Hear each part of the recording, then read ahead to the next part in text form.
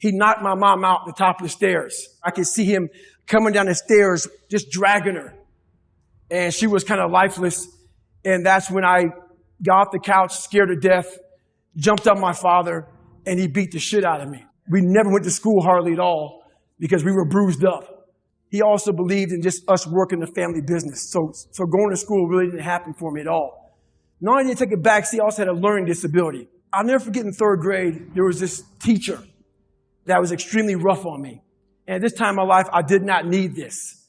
And she believed I needed to be in a special school because of my learning disability. And this is where I was talking about, people always talk about manage your expectations.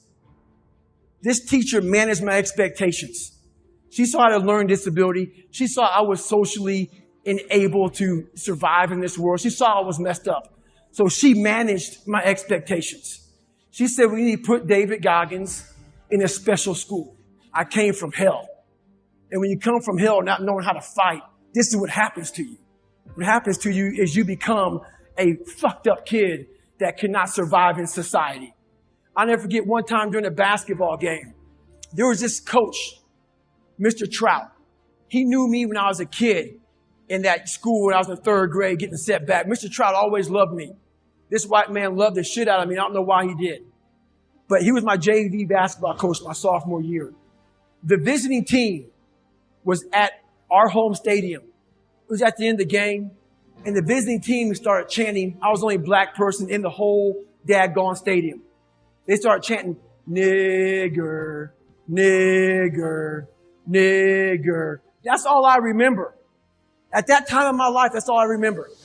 But now at 42 years old, I can look back on that time with clear eyes and a clear mind and see what Mr. Trout did for me.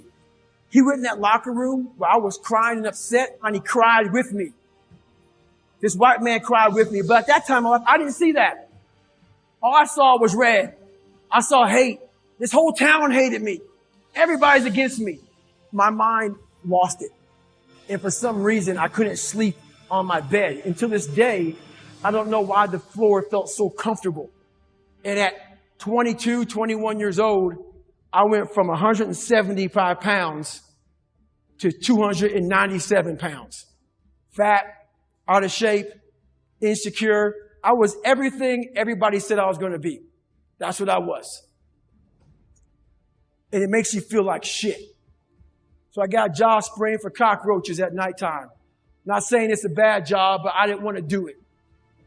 So for about 6 months, I went around to your local eatery spraying for cockroaches. This one night I came home. The first thing I do, I walk in my living room, turn the TV on. First thing I do, then walk back to take a shower. And I would listen to the TV as I was trying to take a shower. This day changed my life. It held me accountable for what I wasn't facing in life. They're going through Navy SEAL training. And I sat down. I came out of the shower and I sat down. Something brought me back to sit down and watch these guys go through hell. I saw a ton of them quitting. Ringing the bell. Ringing the bell means you quit Navy SEAL training. I saw them putting their helmet down. This went on through the whole show. And it finally got to the very end. There was about 15 to 20 guys at the very end. And this one statement changed my life. They were all sitting there in their dress whites. And this CO, this commanding officer, stands up in front of these men. And he looked sharp. And I could tell he stood for something. And he said, we live in a world where mediocrity is often rewarded. These men up here detest mediocrity. When you hear a statement like that, it forces you to think about yourself. I wasn't even fucking mediocre. I wasn't anything. I was at the bottom of the barrel of life. I chose the 4-lane highway for my life, the easy route, the route that has gas stations, the route that has fucking signs that say 20 miles to the next service stop. All this shit. I chose that route. Most of us choose the 4-lane highway. When I was born, there was also a shovel over here in the fucking corner. No one wants to go to the shovel. They want to choose the 4-lane fucking highway. That's the nice route. The shovel means you're going to fucking hurt. The shovel means you're going to suffer. The shovel means you're going to hit rock. a lot of time. And we all know what digging through rock is like. When you hit a fucking root, you gotta fucking get some more tools out. If I had no more tools, just a fucking shovel. I was choosing the 4-lane highway. This is when I decided to pick up that fucking shovel that we all decide not to take. I had to make a change in my life. So I said, you know what? I have to join the military. I went on a Navy SEAL training. Became the only person I believe in history to go through 3 Navy SEAL Hell Weeks in 1 year. I completed 2 of them. Hell Week is 130 hours of continuous training. You might get 2 hours of sleep. The first few weeks get you ready for this hard 1 week of training. I had to become obsessed. No matter what was in front of me, I had to figure out a way to overcome it. So when things hit you in life that you're afraid of or you're not good at, the first thing you're going to say to yourself is, why am I here anyway? This isn't for me. The water's too cold. The sun's too hot. I'm getting up too early. Why am I doing this to myself? That's what the normal mind says. I had to start training my mind to think about, how the fuck can I get through this? Not giving myself a way out. Never giving myself, creating a wall around all the fucking ways out in my mind.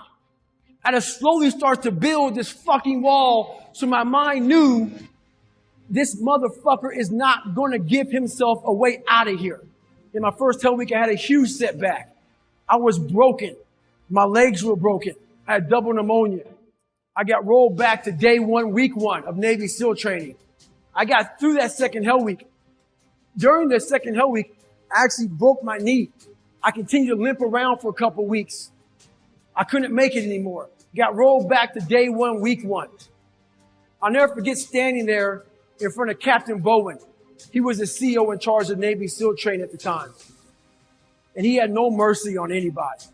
If he believed in managing your expectations, I wouldn't be here today. He challenged me again. I was challenged my whole life, not by the mindset of managing expectations, by exceeding expectations, not by managing them. I'm standing there with crutches. I'm sitting in his office. He looks at me. He goes, Goggins, this is your last time. We're going to put you through Navy SEAL training. This will be your 3rd Hell Week in 1 year. We're not going to put you through a 4th. So this is your last time. I'm sitting thinking, how am I going to get through this? I'm badly jacked up. My legs are broken. My knee is messed up. And he goes, you have a couple of months to get better. A couple of months isn't going to do it. I won't get healed up in a couple of months. But I realized I'm going to get through this shit. I'm going to find a way to get through it because why? I put barriers in my mind. So my 3rd Hell Week, I went in there with pretty much, I would put a black sock on first. I would get duct tape. And I duct tape my ankles all the way up to my calf every single morning. And then I put another black sock over it. And what that did, that prevented me from moving my ankle. So I didn't really, I wasn't flexing my shin as much. And I started running with just my hip flexors. In this Hell Week, it was a bad Hell Week. We had a guy die on Thursday morning of Hell Week. I went on to become a Navy SEAL. Greatness is not something that you meet once. It's something that you meet thousands of fucking times in your life. And you don't reach it if you're not constantly in constant fucking pursuit of fucking greatness. So if my mind were to say right now, I'm great, I just lost. We're going to grow. We're not going to triple down on our strengths. We're not going to do that crap. We're going to work on our weaknesses so we grow. We need friction to do that. Without friction, there's no growth. Without friction, there's confusion. Confusion is, David Goggins, how did you become who you are today? I put a bunch of fucking friction in my life. And I grew. That's how I did it. You know how you get mentally tough? It's a lifestyle. Instead of hitting that fucking snooze button in the fucking morning and not making your bed and not cleaning your house, you don't hit the snooze button. You get up. You don't want to go run? You go run. You don't want to go swim? You go swim. You don't want to make your bed? You make your bed. You don't want to clean your house? You clean your house. You don't want to study? You fucking study. That's how you start to callous your mind. So that became my life. If you say you're going to wake up at 4 o'clock in the fucking morning to go run, wake up at 4 o'clock it's going to suck. It's not going to be fun. Do something that sucks every single day of your life. That's how you grow. Embrace the suck.